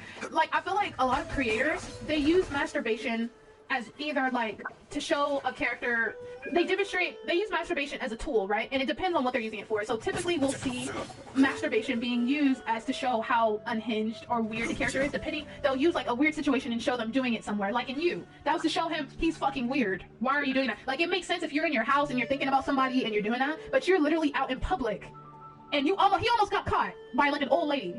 So I think they were trying to use all that technology she has, and she uses it. Right, she didn't have like some grade A vibrator she could use, but I guess they were trying to use masturbation for Nina to show how obsessed she was with Euphy. I guess I could accept it a bit more as a tool, but the second season's gratuitous nature of the fan service. Okay, when you put it like that, you're not wrong. Okay, when you put it like that. When you put it like that. The fact that they had that fan service, you're questioning their intentions on that scene in the first season. I can respect that, yeah. You're right about that. That is weird. It makes it weird now. Why are you showing an underage girl masturbating with the table to show her obsession with another presumably underage girl? Right? If this was like, I mean, there's a show on Netflix called Sex Education, and it's about they're all in high school and they be like having sex and masturbating, but I mean that's different because of the content and what the message of that show is trying to do. But Code Geass was not talking about shit like that, so I guess they could have did something else. Also, the amount of Cal and Ash shots in the first 3 to 4 episodes. That's what I was saying. They cooled off on the fan service later on in season 2 because that shit was just so takes me out of the moment. Like, it just took me out of the reality. Like, how do you live? Like, it was just so unnecessary. And they even had some like shots of Cece. Did they? There was one moment where she laid down on the couch, and I was like, do we gotta be all up close in her face, like all up on her when she's laying down like this? Okay, so the fan service, something we did not like about the show. Well, something else you guys were not feeling. I mean, the show was basically on. Yeah, the show would be much better without it. Yeah, there are a few shots of Cece. It was so weirdly front-loaded. Maybe they were selling some Callan figurine. They gotta sell that merchandise to make that money back, to pay off their debt to Pizza Hut. I'll accept the fan service when we get male fan service. That's you know what? And I'm just like, okay, I get exploitation is not right in general, but I'm like, I could easily more accept female stuff if they did the males the same way. It's just so annoying sometimes being someone who identifies as a woman and watching women be exploited sexually in all manners of media. But if we're talking about anime specifically, that's just some of the worst offenders. Don't even get me started on the hentai. Like, that shit, you know, people are really going nuts about what happens to the guy in Redo of Healer, and I'm just like, guys, there's like literally hentai where, although they were trying to say like Redo of Healer is not really hentai, it's an anime, so I guess maybe, but it's like, yo, there's literally worse hentai out there where the women are like, so I understand that like having neither would be better, but it's just the fact that we live in a world where the sexual exploitation of women and minors, but mainly girl minors, is just so prevalent in like anime specifically, since that's the medium we watch, and that just. Okay guys, I've brought this up before, and I'm just gonna keep being I'm gonna keep being a, oh, she wants to see my Serenity Pot. My Serenity Pot is trash. That's why I couldn't get into Fire Force. Like, I wanted to like Fire Force so fucking bad. Like, the story seems so cool and like deep, but that fan service, just the execution of the humor with the fan service just fucking sucked. So no, yeah, I prefer neither. Definitely, just saying that if you're gonna have it all, do both. But yes, neither. If there's going to be some, then both is better. And yes, it kills me about anime. I don't mind fan service if you don't overdo it. It's distasteful. I like Kill la Kill, and the fan service is whatever to me, but because it fits with the overall thing of the show. Now, if I was to think, like, I can watch some anime that has fan service. But like you said, evil, like, it can't be just fucking disgusting and distasteful. Like, I gotta also keep in mind, like, okay, if I'm choosing to watch a particular type of show, I have to accept that it's gonna come with this type of fan service that I don't need to see facts on YouTube. Like, it's gonna come with some type of that level of fan service. Like, I totally get it. But just some anime really doesn't need it, and I guess they try to appeal to male viewers with how they show the girls, I guess. And I feel like that's kind of an insult to male viewers. Like, not to say like they gotta use, like, to say like you gotta use females too. Like, to say like men won't be attracted to like a show if girls are not being sexualized. Which, I mean, it does play a role, like, definitely for sure. Like, I am not stupid. Like, I know like it does work to a degree. But I think like to say like you gotta have something in there, and we're not gonna have like the amount of viewers. I kind of think it is condescending. I don't think Code Geass overdid it per se. They did it very fucking randomly. Yes, yeah, Evil. I can agree with that. It just, at the time they did it, I'm just like, what is the fucking point of this? Like, why are we... Okay, hold on, I'm teleporting to where you're at, Shelly. Where are you? Birchwood? Where are you? That's gonna hurt in the morning. Hold on, let me message Cosmos back so I can tell her that I totally destroyed my island. Like, I destroyed it because I'm trying to do something, so I don't want anybody to see it. What else did I not like about the show? I feel like... We could have talked about some stuff that we didn't like, but I feel like overall, I did not like, whatever you're talking about. The scene where Psycho disguised as Lelouch jumps of the light out of a bikini, that was for a joke payoff. That gets a pass. Yeah. Yo, when she was dressed as Lelouch and all those girls were in those swimsuits, I was like, damn. And she was like, that won't work on me. That was kind of funny. That was funny. That was funny. If I'm like, bro, like, you're over here with whole teenagers. Why are you participating in this event? And why was this, voted on in the boardroom and we agreed on it, huh? Like, why? Why did you agree as a teacher to let them do that? Okay, we've said this before, but there were some things, like, maybe that's what the movies are for, but I really wanted, Dino, you brought up a good point, how Charles came about, right? And then he was, like, easily gone. I feel like there should have been, like, an episode or two with Lelouch possibly getting, what if Lelouch got absorbed into consciousness, he had to fight his way out, like, fight his dad? Like, I felt like it was not too easy, it was just... I don't know, like, I feel like there should have been more to Charles. Like, the build-up to Charles was so much, and then we saw him, and I was like, oh shit, like, he's not playing around. And then for them to easily kind of defeat him how he did, it was just too fast. Oh, Vivi. Well, Vivi too. No, yeah, Vivi, absolutely. Yes, Vivi too, but Charles as well. Like, the build-up for Charles, I feel like they just beat him kind of too fast. I don't know. Maybe you could ask, okay, well, Cameron, what else did you want him to do in there? What if they did, like, okay, he got absorbed into consciousness, he had to fight, he had to be mentally strong enough to not be absorbed. I don't know, like, something? Vivi was definitely too quick. That was too fucking fast. And I feel like I could actually probably like Vivi, because I was so intrigued by his character. I wanted to know more about him. I was like, girl, you're a little kid, you got a Geass? Who gave you your Geass? There was another immortal code bearer? Who was it? Because I'm thinking there was only one at a time, but I thought it was only the Nun and Cece, but no, Vivi shows up, and I'm like, wait a minute now, where'd you come from? Who, like, what? I did not know Charles and Vivi were twins. I think, Dino, you told me that. Somebody, I think it was Dino, but one of y'all mentioned that in the comments. I was like, oh shit, they're twins. I didn't pick that up because I just thought Vivi was his older brother. Like, I just thought that he was just older, maybe a year or two. I don't know. He was taller. Oh yeah, the right reveal of the plan, his defeat was... It was just too fast, and I know, like, it was supposed to be a longer series, but it's like, damn, can we, like... I don't know. Being the older kind, okay. But yeah, there's some, you know what, there's something, like, there's always this thematic device in shows where you got a set of twins, and one of the twins loses the other twin. It always speaks to something. Maybe it's not that huge of a deal, but when you got two people, you know, like, maybe that's just media making it more of a big deal. But I mean, like, there's something to that. Charles having to kill his twin brother, who he did love. Now, Charles was like, Vivi lied to me. That was why he did it, because Vivi was a fucking liar.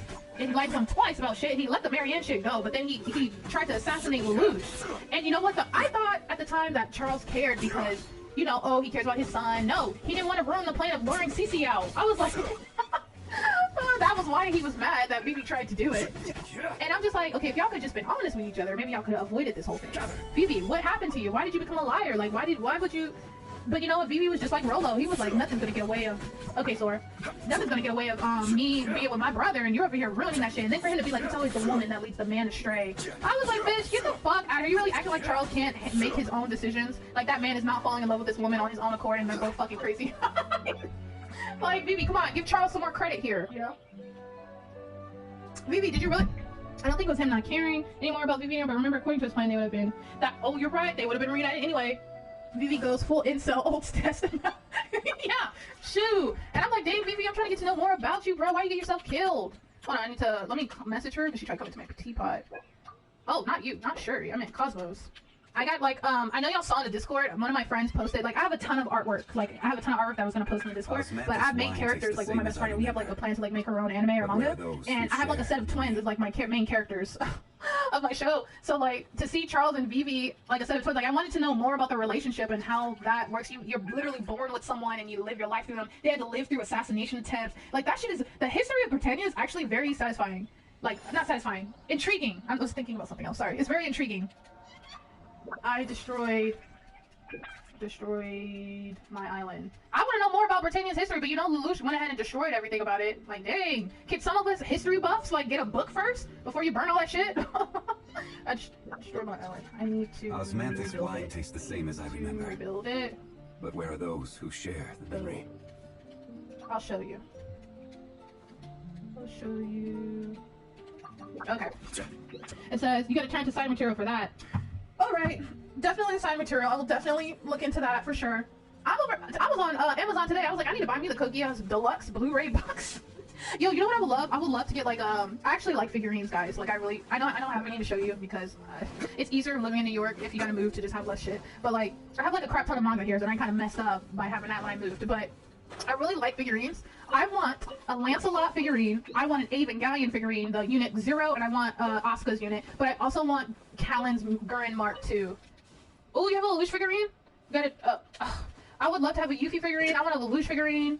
I would even like a Charles and V.V figurine. Like, I actually, of all my favorite characters, now that the show's over, my favorite characters are Cornelia, Callan, Euphy, Jeremiah, Schnizel. I guess I would say Lelouch in a sense, but since Lelouch is the main character, but like, not people that are not the main character, those are my favorite characters in the show. Oh yeah, I think you told me that. Who told me that? I think Dina, you told me that. And CC, maybe Evo, you told me. I know we lost the American Revolutionary War because George Benjamin Franklin switched sides. That's why Britannia controls what will be. Oh, what? You said I know we lost the American Revolutionary War because Benjamin Franklin switches sides. That's why Britannia controls what. Wow. Oh my God, okay, we got 5 bosses. Which boss do you want to do? Where's my resin? I actually do have some. I have some. I'm almost at 20. I do have fragile resin. We can fight whatever you want.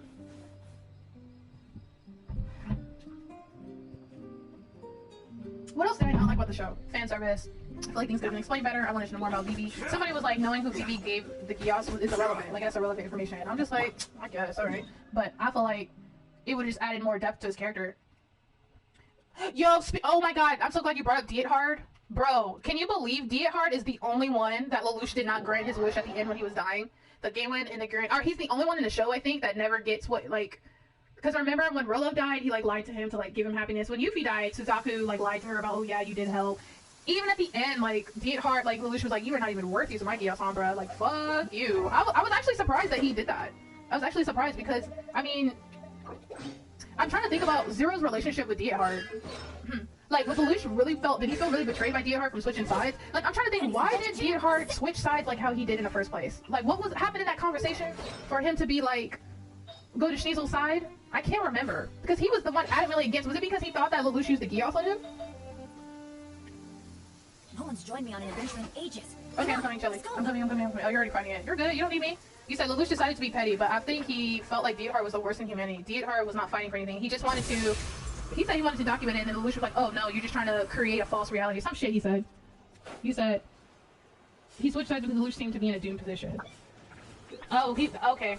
I don't know why, I thought it would be more than that. I thought maybe like, oh, he thought, maybe he thought like, Diethard, he thought Lelouch like, I don't know. I don't know what I thought, but yeah, it makes sense that if, I think, oh, okay. He said, I think he's trying to switch his new relics, so the rest of the Black Knights were going to support Lelouch more. And he mainly only was, and you know, him and the Black Knights, they like constantly, they didn't get along. Like their ideals were different too, because I remember that one episode when Diethard and Ohgi were arguing, and this is something else I wanted to talk about on the show. There's always this conversation on, is somebody's life worth millions of lives, or millions of lives are not worth his life? And I think that was one of the main disagreements between Diethard and the Black Knights. Like, whenever, Zero tells Suzaku to, no, that's not it. I forgot what episode it was on. I'm pretty sure I wrote it down somewhere. Hold on. Diethard, it was when Diethard and Ohgi were like arguing, and he was just like, hey, Zero is worth millions of lives. Sometimes there are people who are worth it, and then Ohgi and Toto are like, no, we can't sacrifice millions of lives for one person. Plus, he was a Britannian among the Black Knights. That's very true. Yeah, it was always a culture clash. He never really cared about Japan's liberation, so once Zero was out, he really had no purpose being. Okay, that's a good point.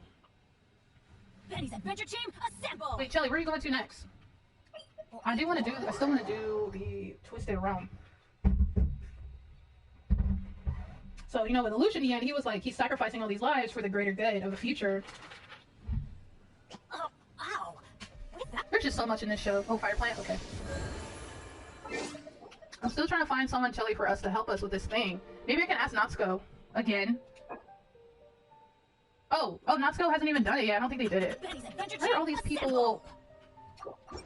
But you still gotta give him credit. His loyalty was probably second. That's a fact. So I'm not gonna... You're right about that. He was so loyal. Not to mention, he was like, okay, what does it matter if he's a Britannian? Look what he's done for us. He was speaking some truth in that meeting. That's when Schnizel showed up, and Schnizel tried to play some games and be like, well, you know, he's a Britannian prince, he's my brother, and try to turn them all against him. And he was like, wait a minute, hold up. Does that really fucking matter at this point? Like, does it really matter? Let's ignore our feelings here and look at the bigger picture.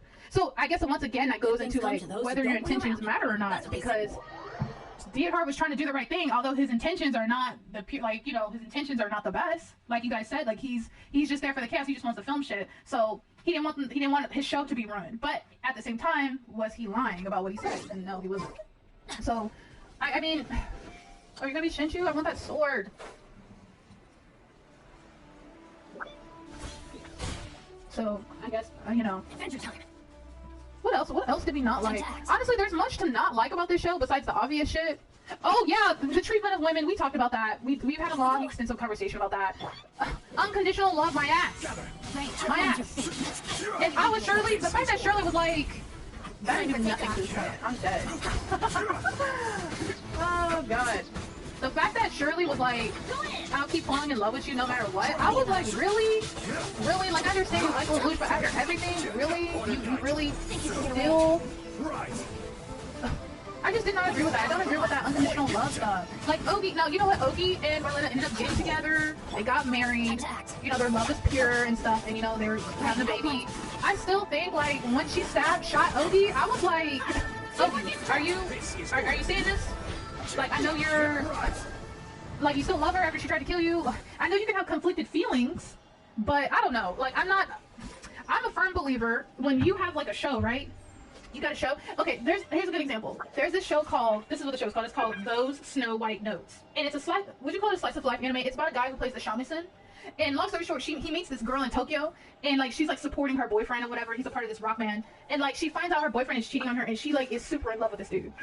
The fact she broke up with him and she like was like, I don't have nothing to do with you. Like, I love it when we have characters in a show, they get hurt or whatever, and they're like, no, I don't want to date you no more. Like, I know I don't like you, but you hurt me. Like, I mean, I still care about you, but I can't be with you. It's just the whole unconditional love shit. Like, I don't agree with that in this show.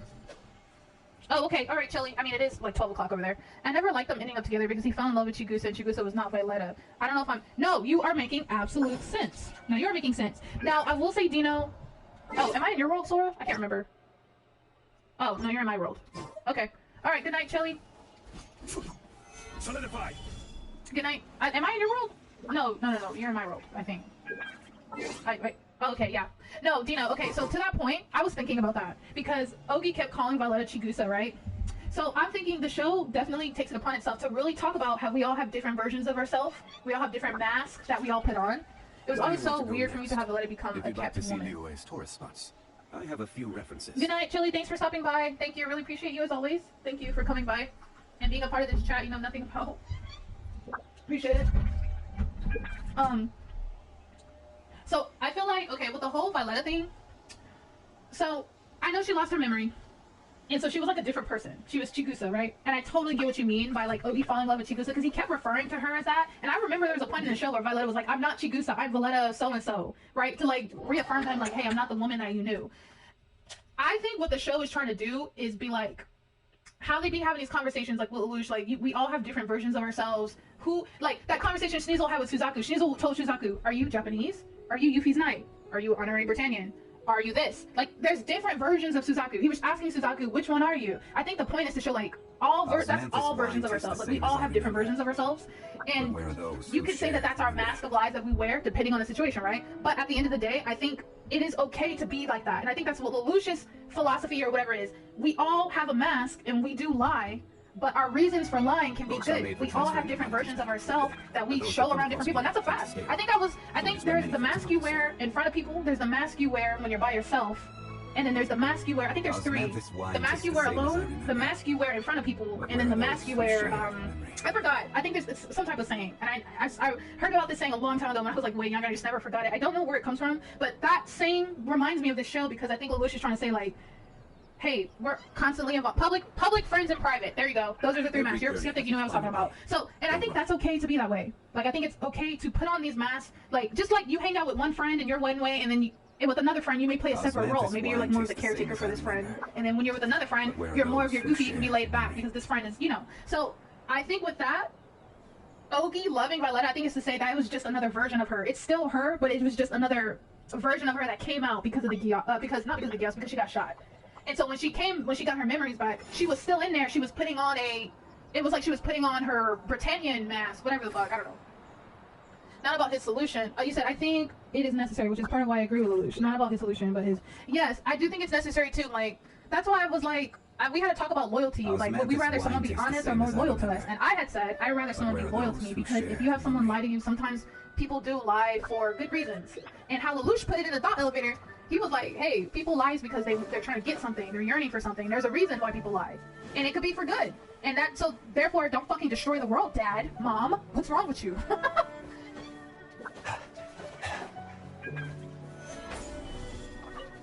He said, I mentioned this before. Oh. Take your time, Dino. Oh yeah, speaking of which, let me go on my damn pod and actually fix up. I had a beautiful Serenity pod, y'all. Like, my pod was beautiful. But I'm trying to put my house on top of some damn mountains and I had to destroy everything to try to get it to work. I'm gonna farm for some trees real quick. And I need some white chunks. Let me go do that expedition. That's what I'm about to do. Oh, I'm gonna do Diona's, I'll do Diona's character event too. Let me go to here. What were you gonna say, Nina?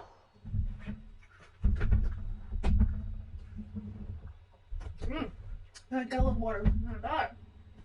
It's because I feel so dry on the inside. Like, I literally did not drink water today. I think I took a nap. Watched Tokyo Revengers, took a nap. He said, I mentioned before, but it's why I remember Ohgi being hated back then because of the decline of Violetta's character. She was reduced to simply... Oh. I see what you mean. Well, if we think about that... Okay, she became a love interest to Ohgi. But I feel like that was a part of Violetta's, like, character journey because... I see what you mean for sure. I wouldn't hate Ohgi for it though, because Violetta went through her own character development, and honestly, after her talk with Cornelia told her, like, we can't punish you, we're too far in the game, but just to be real with you, I lost Euphy. This world, like, everything, it wasn't worth it. She didn't realize, like, basically to say, like, that shit is way more important. Your family, who you care about, is more important. And so clearly you still like the dude, you still care about him, whatever. So it's just like, go be with the man. So I mean, she was with him, she joined the Black Knights, like, so I guess that was it for her character, unfortunately. I'm just trying to think, like, where else could she, like, fit in? What could she have done? Maybe she could have played more of an active role. Oh, and then she got pregnant and she couldn't, like, go to the final battle. But, like, I see what you mean. I don't dislike Ohgi. It's just something I remember back in the day. I still remember a poll where he placed second as... Damn! Who was the most hated? Nina? Was Nina the most hated? She probably was. I don't blame people for hating her, but I'm proud of Nina. I will say that. I will say I'm proud of Nina. For, because Nina could have easily been, like... All those people died. She could have been like, damn, we didn't kill Zero. We gotta try again. She could have been like that. But, you know, Nina got some humanity in her, so she was like, oh, shit. I did not realize war was like this. No one told me it was about to be like this. And so, and then the fact that Schnizel was going to use her weapon and took the limiter off, she was like, oh, hell no. We gotta stop this man. He needs to be stopped. He don't care about killing millions of people. I can't rock with that. I can't rock with that. And see, she wanted to, you know, Schnizel was like, yes, Euphy's name. We have to, like, carry on. I think Schnizel, like, was like, we can carry on Euphy's will or something. I can't remember how he got... I know this is controversial for you, Cameron, but Tamaki and Rival were my least like. Damn! Why? Okay, wait. Why did you? Wait, why did you not like Rival? Tamaki? Is it because Tamaki's annoying? Wait, why did you? I thought Tamaki was. He's like that one dude. He's like the joyful idiot. But you know what? He's the courageous, joyful idiot who was loyal. Like, he was about to fight to the death. You didn't see how his robot got sliced in half against Suzaku? He was still trying to fight, and Suzaku was like, alright, bro. And like, trying to explode his weapon, and Tamaki got out of there. Yeah, they're both such airheads. He thinks he is slick, but it's nowhere. Oh, you know, true. Tamaki is definitely, he's not as smart as he tried to be, but I think that's just what makes it funny. Tamaki can be annoying though. That's, you know, Diahar was so tired of him. Diahar was like, look, I told you you can't be in on these meetings. And Tamaki was like, yeah, now bro, I'm here. I'm making my place. He didn't let Diahar run him. That's what I will say. Tamaki was like, look bro, I was here since the beginning. You are not about to tell me where I can and cannot go, bro. Like, don't try me. Okay, this is what I need. Okay, we're gonna go to Leeway. I'm gonna do the same thing here. Chongyun, cool. Oh, you said with Nina, I wonder how much of her creating the flame was perhaps Schnizel influenced her. Yeah, do you know, remember she tried to make like a version of the bomb? Because I think with the help of Lloyd, I think Lloyd kind of helped her too. He's like, I recognize a uranium isotope anywhere. You know, they were both nerding out, and I think he like helped her with it a little bit with her research. So then Euphy killed and like died. That was like, she turned school shooter real quick. She was about to like commit suicide and blow everybody up. But then, you know what's crazy? She pressed the fucking button and it didn't work. If that shit had worked, she would have killed everybody. That's crazy. That blows my mind. I thought maybe they apprehended her, but no, she pressed the button and the shit didn't work. That blows my mind. Like but Nina was really, she was really about it. We need dumbasses like Tamaki to compare to the actual. Oh my god, guys, y'all are funny. Oh my god. What was I doing? Okay, I was doing expeditions. I'm about to try Diona's character story again because I failed at it last time. That's funny. Really funny. Okay, I think I'm gonna start a special base drink. Okay, we're gonna start at the beginning. No, I do remember that, but I always wonder if maybe Schnizel had some part in influencing Nina's psyche. It's possible. I think it's okay. On that note, let's go. What Schnizel did have some influence. I think after Shirley died, although it wasn't Schnizel who comforted her, it was Kanon who was comforting her in her moment of like, you know, mourning. And perhaps Schnizel could have told Kanon. I don't know. Maybe I don't think Schnizel would have cared about Shirley like that, but to manipulate Nina to making this weapon. But I don't know. I feel like Nina was so gung ho on killing Zero, like she threw herself into her research to make this bomb, and she wanted to avenge Euphy. So I kind of felt like if Schnizel manipulated anything, he just used Nina's drive for vengeance to make it a part of his plan. If anything, every journey has its. I think Nina did all the hard work for him. He was like, "Oh, she ready to kill Zero. She about to make me a nice bomb for that. Okay, let me just like, hey, Nina, come. You gonna work in a facility? You know, I always support you. I got fund you. I support your research. You know, and let Nina do all that. Like, yeah, you gonna be your research. You've never heard of the cat's dam? Judging from your okay, I remember reading this part. Simply start slipping away when you're enjoying a delicious specialty cocktail. But you don't seem of age to drink yet. This guy is a drunk. Well, that shouldn't be a problem. Diana will be there. Okay, you know, I'm not really into scoring shows, but I will give Code Geass a 9 out of 10. I think y'all already talked about y'all scores in the Discord. I will agree with y'all. I will give Code Geass even a 9.5 out of 10. It should a 9.5 out of 10. Whip you up a like, drink with no I would alcohol, like, okay, if I will buy it on DVD, let me show y'all something. Look.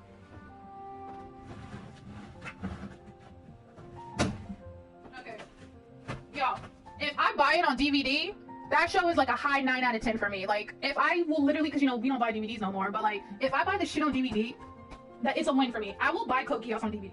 Like, I will buy all that shit on DVD. And then I'll buy like a disc plate. I got my boy Zhao here. I got Zhao here. And then I need to get D-Luke, I need to get Kaya. But like, I didn't realize my door was kind of open. I will buy Code Geass. I want the figurines. I want the freaking disc plates.